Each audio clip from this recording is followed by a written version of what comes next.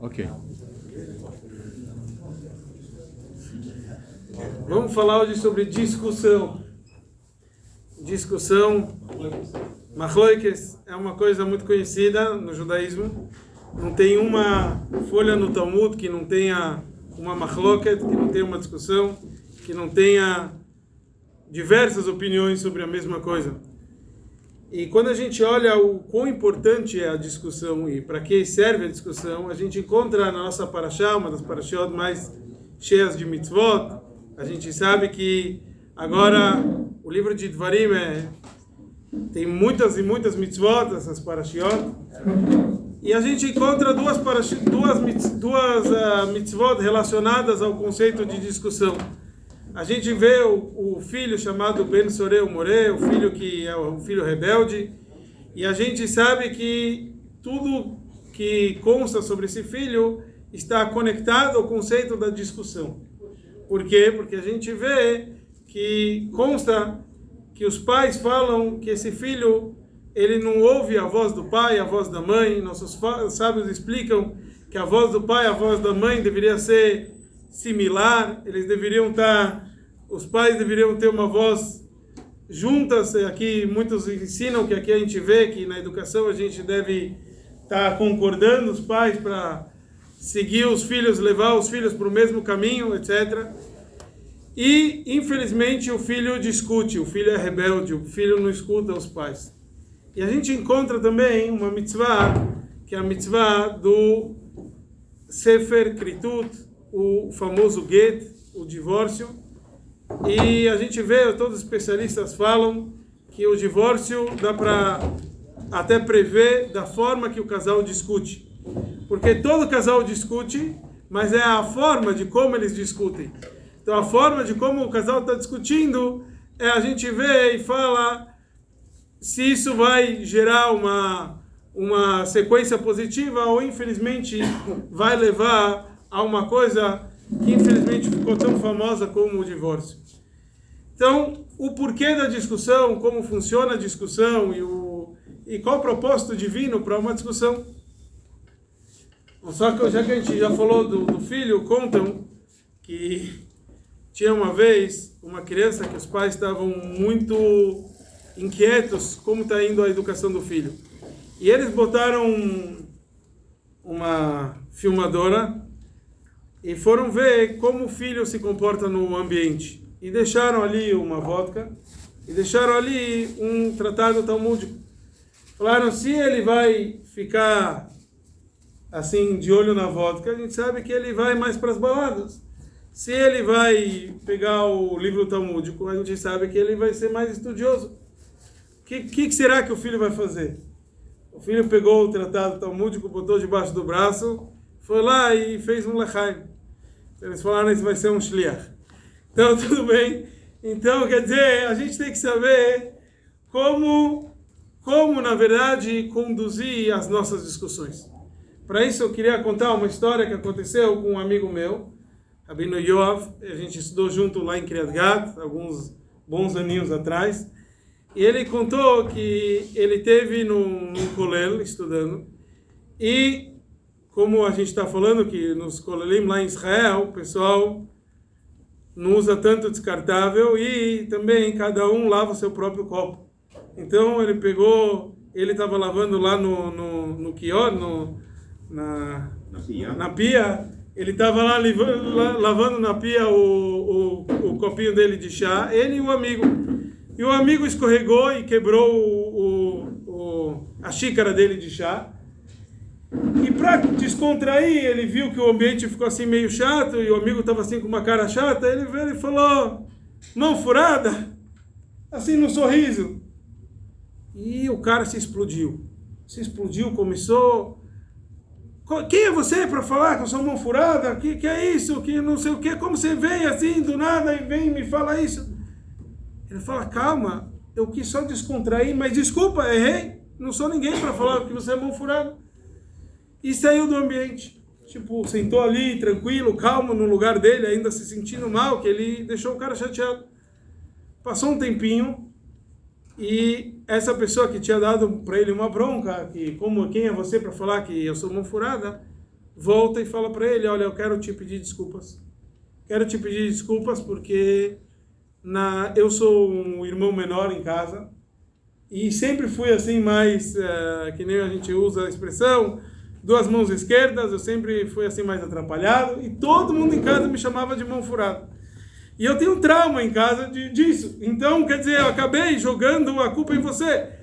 Realmente, depois eu percebi que você só veio assim tentar, tipo, desviar a atenção e não botar atenção no copo quebrado. E eu fiz o contrário. Eu que instiguei a gente a brigar, a discutir. E não era por isso. Eu vivi algo parecido. Uma vez a gente tinha no Beit Chabad, a gente tinha um coleiro que o Arvit fazia mais tarde, quando já na época tinha horário de verão. Então, o que acontecia era que a gente tinha um Arvit mais tarde. E para isso a gente tinha que sempre chamar mais alguém para completar o minyan. E uma vez eu chamei um vizinho, na época ele era vizinho do Beit Chabad, chamei ele para completar o minyan. Ele sempre completava, aquela vez ele falou, não vou poder completar. Como ele falou para mim que não ia poder completar, eu falei, tudo bem. Fui chamar outras pessoas, deu o minyan. E nisso, na hora que a gente ia começar, alguém falou, não, o fulano que você estava chamando falou que vai vir.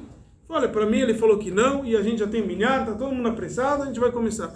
Assim que deu o barechu, apareceu esse fulano e começou a falar, que é isso? Só me usam, só quando não sei o quê. Naquela hora não podia falar, logo depois que terminou a tefilá, eu falei para ele, desculpa, errei. E outra vez pedi desculpas. No outro dia ele chegou para mim e falou, aquele dia eu estava de mau humor, e imagina, e etc e tal.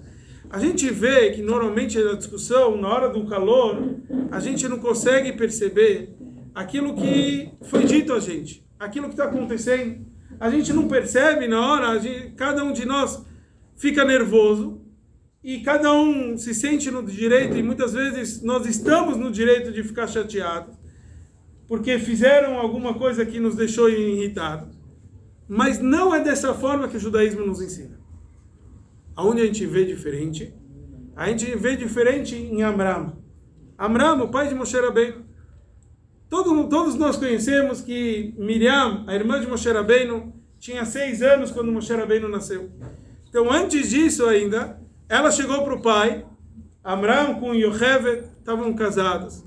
E quando o faraó fez o decreto que todo menino judeu vai ser jogado no Nilo, então os pais falaram, vamos se separar. E na hora que os pais tomaram essa decisão, o povo inteiro se separou. Porque para que gerar filhos para o faraó matar, Deus nos livre. Miriam falou, teu decreto está sendo pior do que o faraó. E o que Amram fez? Voltou a se casar em público. Se a gente parar e pensar, Amram era o líder do povo judeu. Tanto é que todo mundo seguiu os seus costumes. E ele foi ouvir quem? Uma moça pequena, a Miriam, a filha dele. É filha, é pequena. O líder do povo judeu vai escutar uma menininha. A gente vê que sim.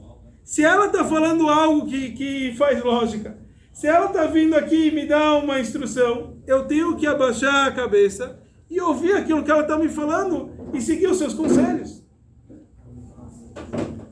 Rabbi Yoshua ben Hanania, ele foi um dos maiores sábios do nosso povo, teve vários debates, eu mandei um videozinho sobre isso, que ele teve um monte de debates contra os gregos. Onde ele vencia, todo mundo sabia que ele vencia qualquer debate. E ele contou, perguntaram para ele, será que você venceu todos os debates da tua vida? Ele falou, não, já perdi 3. Contra uma mulher, uma criança e uma menina. E o da menina, ele explicou qual foi o debate, como ele perdeu o debate dele. Ele falou que ele estava andando no meio de uma plantação. E ele está andando no meio da plantação. E de repente a menina chega para ele e fala, Rabbi Yoshua, você não percebe que você está andando no meio da plantação? Só que ele estava andando num caminhozinho. Sempre tem no meio de uma plantação um caminhozinho. Ele falou, estou andando aqui no caminho, não estou andando na plantação. Ele falou, olha, não sei se você percebeu, esse caminhozinho foram ladrões. Quer dizer, são gente que está estragando o terreno do outro. Você vai seguir esse caminho? Quer dizer, só porque teve gente imprestável que andou nesse caminho, você vai seguir o mesmo? E ele falou, realmente, eu perdi essa discussão para essa menina. O que ele, na verdade, nos ensinou, traduzindo para os nossos momentos, é que muitos de nós seguimos caminhos que a gente acha normal, que a gente acha corriqueiro, que a gente acha tranquilo. Imagina, todo mundo faz isso. É famoso, hoje em dia todo mundo sabe que todo mundo dirige com o celular na mão, mas isso não é correto. Então, cada um sabe no inconsciente dele, isso não é correto, não é porque todo mundo faz é que eu devo fazer. Então, tem muitas coisas na vida que todo mundo faz, mas não se deve fazer. Esse é um grande ensinamento que foi passado para a gente por gerações, foi escrito no Talmud, por causa de uma menina que olhou e falou para o sábio, um sábio que discutiu com as melhores cabeças. Esse sábio falou, eu tive que ouvir aquilo que a menina me ensinou. A menina me ensinou que não é o caminho que todo mundo anda, que é assim que tem que acontecer.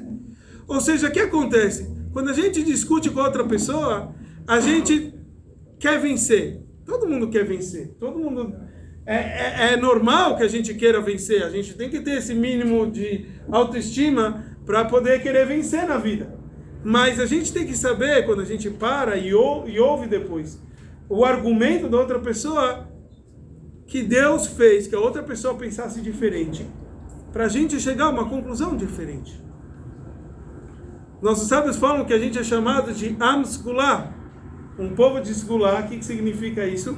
Sgulá, o Segol, entre várias explicações, o povo deve seguir o Segol. Segol é uma pontuação, que são 3 pontinhos. Porque, que nem a gente fala todo dia de manhã, antes da reza, quando tem Shnei Ktuvim, quando tem 2 versículos, que um está discutindo com o outro, tem que encontrar um terceiro caminho, que vai juntar entre os dois. Quer dizer, a gente tem que sempre evoluir na vida, e a gente só evolui discutindo. Então é realmente a discussão que nos leva a vencer na vida. Então um filho rebelde seria alguém que vem e fala para os pais, será que você não deve enxergar e crescer e evoluir? Então muitas vezes quando a gente ouve alguém discutindo com a gente, um filho por exemplo, é um sinal que tem algo a se aprender. Quando vem a esposa e fala para a gente diferente daquilo que a gente imaginava, significa que é algo que eu tenho que aprender. Então, na hora, é um incômodo, mas a gente tem que aproveitar essas oportunidades. Nada melhor que alguém discutindo conosco. Porque através da discussão, se todo mundo concorda com tudo, então a gente segue por o mesmo caminho. E pode ser um caminho que nem a gente falou, que foi um caminho que trilhou pessoas não adequadas.